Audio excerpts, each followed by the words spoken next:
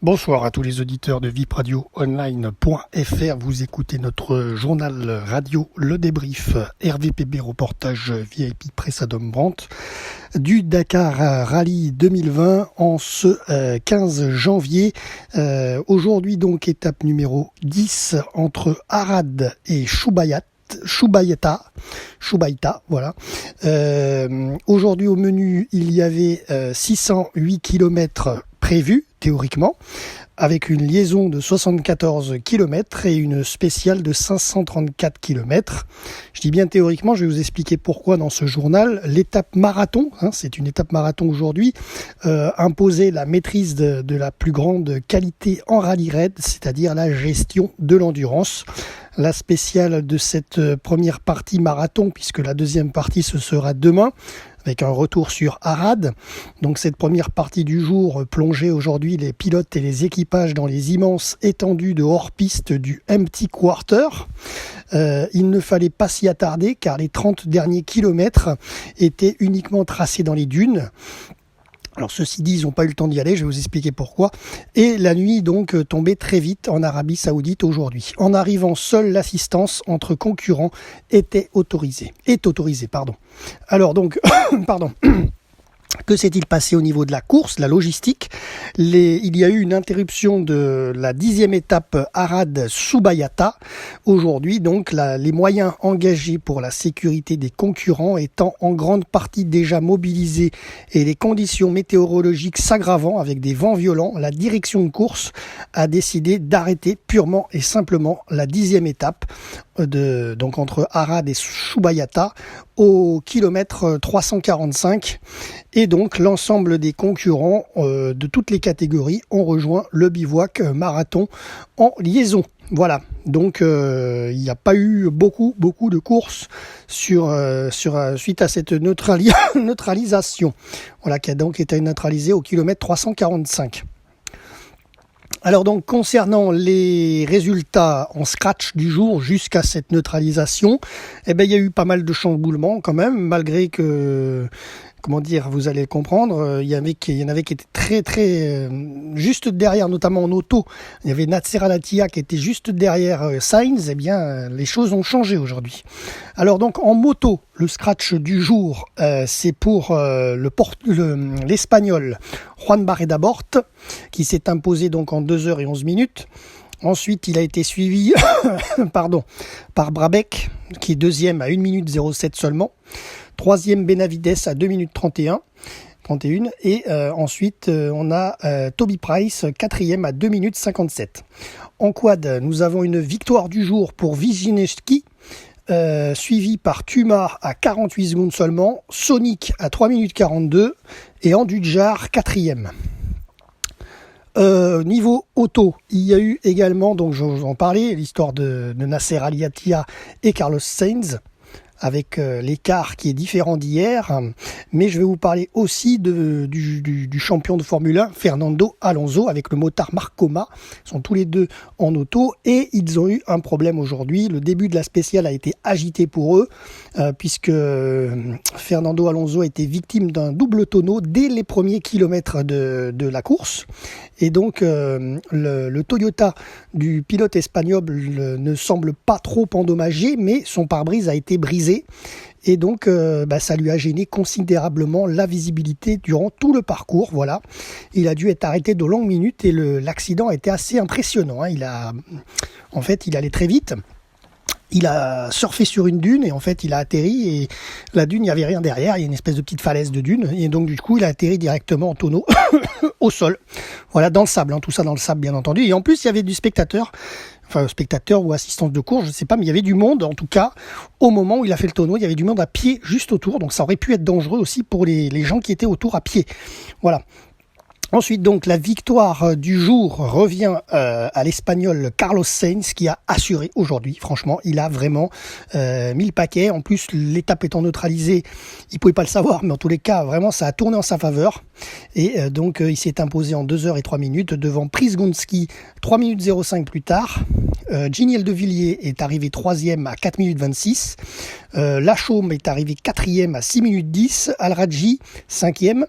Un peu plus loin, on a Stéphane Peter Hansel qui est arrivé en 10e position. On a Serradori qui est arrivé 12e aujourd'hui. On a le deuxième du général, Nasser Al-Attiyah, qui est arrivé aujourd'hui en seulement 17e position au scratch du jour. Donc il a perdu beaucoup de temps. Vous l'avez compris, il était à 24 secondes hier sur Sainz, et là il a perdu beaucoup de temps, donc il est descendu, toujours deuxième, mais descendu avec 17 minutes 46 de retard aujourd'hui, donc forcément il a plus de 18 minutes au général à peu près par rapport à Carlos Sainz. Ensuite, en descendant toujours dans le scratch du jour, on a Dominique Ouzio à la 29e place, Jean-Pierre Strugo à la 32e place, Coronel 33e, notre parrain associatif Christian Lavieille, Toyota Autobody avec Jean-Pierre Garcin, l'équipage 326, ils sont 34e et ils sont premiers T2, voilà du jour. Ensuite, nous avons Miura, leur coéquipier sur Toyota Autobody, ils sont 38e. Voilà, et on a également encore quelques places à donner. Fernando Alonso, justement, qui a effectué ce tonneau aujourd'hui avec son copilote Marc Coma. Ils ont terminé à 55e position aujourd'hui et à 1h17 de Carlos Sainz seulement. Donc, plutôt. Donc, 1h17 plus tard, ils sont arrivés. Donc, c'est quand même, il y a eu beaucoup d'écart pour eux, mais c'est normal, ils ont eu pas mal de débords avec le pare-brise cassé, comme je vous ai dit. Voilà. Ensuite, en catégorie SSV, victoire pour Guthrie qui s'est imposé aujourd'hui devant Hildebrand, deuxième, et Faresgel, troisième. En camion, victoire du jour pour Chibalov, suivi par Sotnikov à 1 minute 08 et Nikolaev à 1 minute 30. Voilà, allez, on passe au classement général de toutes les catégories. On va voir ce que ça a donné, cette 10e étape qui donc a été scindée. Alors donc Brabec, premier tient le général, il a 25 minutes 44 d'avance. Alors demain on sera jeudi, ensuite il restera donc plus que vendredi. Donc là on est à 48 heures de l'arrivée. Donc les classements commencent à se former clairement et on peut espérer que les podiums seraient de cette sorte. On verra bien, mais en tout cas en moto, Quintanilla a 25 minutes 44 de retard sur Brabec et Barré Dabort est troisième à 27 minutes 09. Donc voilà, et Toby Price, 4e à 28 minutes 33. Donc vous l'avez compris, les 4 premiers sont en moins de 30 minutes, mais enfin quand même 30 minutes en moto, c'est beaucoup. Voilà, ensuite en quad, on a Casal donc qui est premier, leader avec beaucoup d'avance quand même sur le français, Vitse qui est deuxième à 16 minutes 18, Sonic à 1h06. Voilà, donc ça pourrait être une bonne affaire pour Casal par rapport à ce classement. Ensuite, au niveau du classement général, donc c'est là où en auto il y a eu pas mal de confirmations, on va dire. Carlos Sainz premier, deuxième Nasser Al-Attiyah, le Qatari, a donc perdu plus de 17 minutes aujourd'hui et il est relégué au général à 18 minutes et 10 secondes de Carlos Sainz. Est-ce que le Dakar c'est fini pour lui, la première place ? Peut-être, on va voir. Réponse dans 48 heures.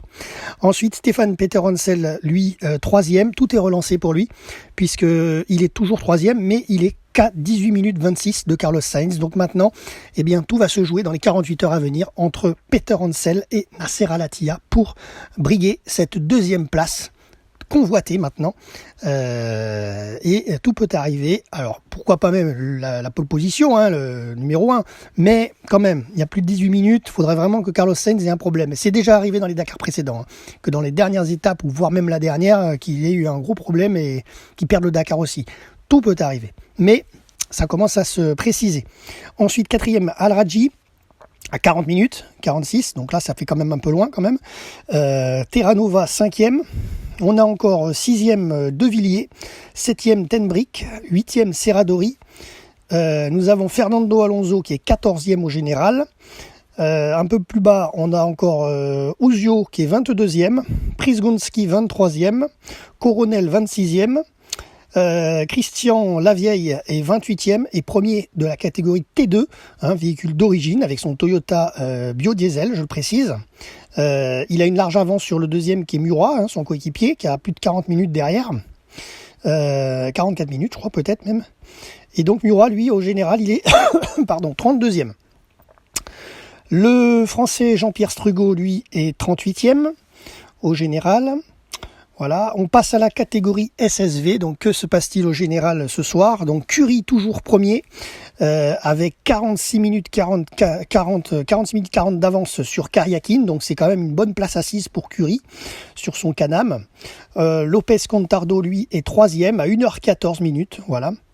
Ensuite en camion, eh bien Karginov, il n'a pas gagné aujourd'hui, mais il est toujours là, il est bien leader, il a 36 minutes d'avance sur Shibalov, qui a gagné l'étape aujourd'hui. Voilà, donc ça lui fait quand même une confortable avance à Karginov. Et ensuite Vyazovic est troisième sur camion Maz, mais lui il est très loin, il est à 1h40 et Low Price est quatrième. Voilà, plus de 2h, 2h21. Voilà ce qu'on peut dire concernant les classements généraux de toutes les catégories confondues au Dakar aujourd'hui. Demain, nous serons le jeudi 16 janvier, donc comme je vous dis, ça sera bientôt la dernière ligne droite. Pas demain, mais après-demain, donc du coup. Et demain, l'étape numéro 11 se tiendra entre Shubayata et Arad en Arabie Saoudite. Voilà. Merci à tous les groupes qui nous partagent notre journal radio du Dakar. Donc merci au groupe L'Actu du Sport Automobile, Sport Mécanique, Fan de Rallye, Rallye Raid Passion, Rallye Dakar 2020 et Fan Club Dakar. Voilà, c'est tout pour aujourd'hui. Je rends l'antenne à demain pour un prochain journal sur le www.vipradioonline.fr.